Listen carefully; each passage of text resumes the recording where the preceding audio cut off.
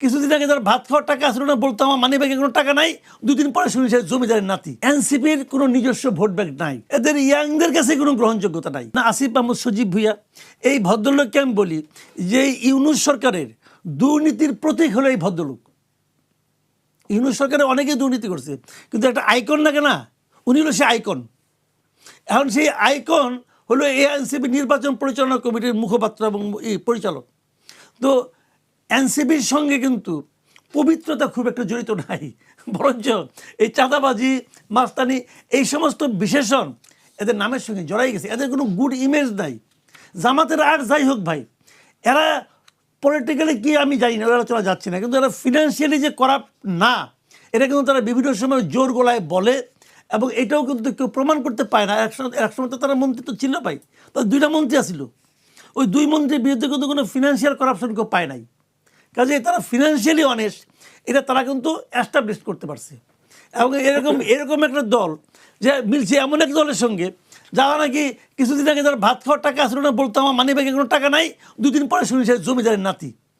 কেউ বলে আমার এলাকার সবচেয়ে ভাঙা ঘরটা আমাদের, 2 দিন পরে বলে কি যে এই আমার বাড়ি হলো সবচেয়ে সমৃদ্ধ বাড়ি, আমার বাড়িতে 3টা পুকুর আছে। তো পুকুরগুলি কার? তার বাপের। ইলেকশনের জন্য নমিনেশন সাবমিট করে হলফনামা দেখা যায় তার বাপের আছে 20 লাখ টাকা, তার হলো 98 লাখ টাকা। তো যে বাপের 3টা পুকুর তার 20 লাখ টাকা, আর তোমার কিছুই নাই, 2 দিন আগে চাকরির জন্য ফেফে করছো, তোমার ওইগুলো 98 লাখ টাকা। তো এই সমস্ত লোককে নিয়ে যখন জামাত যায় তখন না মিলে না, মানুষ মিলাইতে পারে না। একটা দল আরেকটা দলের সঙ্গে কখন জোট করে, এটা কিন্তু কোনো আদর্শিক জোট না, এটা হচ্ছে কি নির্বাচন সমঝোতার জোট। তার মানে এখানে ভোটের হিসাবটা হলো মেইন ফ্যাক্টর।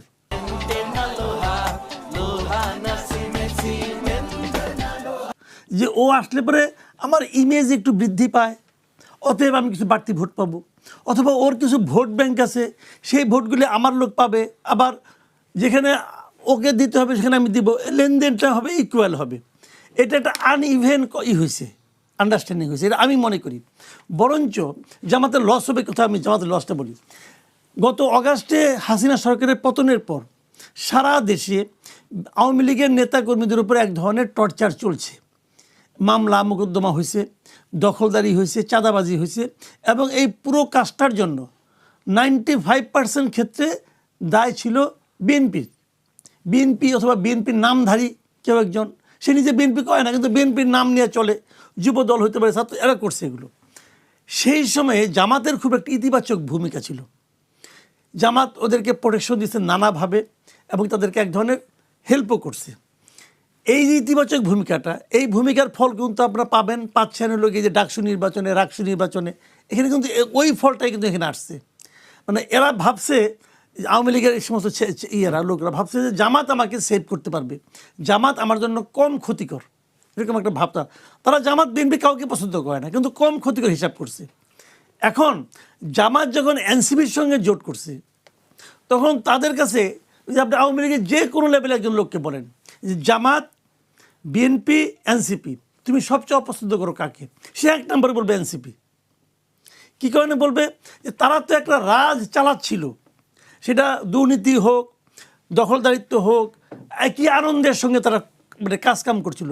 এই কাজকামটা বন্ধ হয়েছে কার জন্য? সেই আন্দোলনে সবাই ছিল, জামাত ছিল, বিএনপি ছিল, সবাই ছিল, কিন্তু দাবিদার কারা বেশি? এরা হলো এরা নিজেরাই দাবি করে আমরাই সে আন্দোলন করছি, আমরাই হটাইছি, আমরাই আওয়ামী লীগের পলিটিক্যাল অ্যাক্টিভিটিস স্থগিত করছি, আমরাই করছি, হাসনাত তুলিতে করছি এগুলো।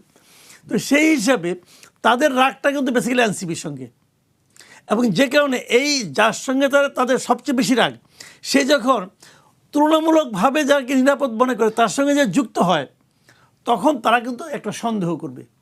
এবং যে কারণে আওয়ামী লীগের যে একটা অংশ ভোট জামাত এতদিন আশা করছিল, সেই ভোটটা জামাত কতটুকু পাবে এটা আমার কাছে সন্দেহ আছে এনসিপিকে নিয়ে। মানে আওয়ামী লীগের ভোট থেকে বঞ্চিত হওয়া, আওয়ামী লীগের ভোট বঞ্চিত হবে আমি তা বলছি না, কতটুকু পাবে আমি জানি না।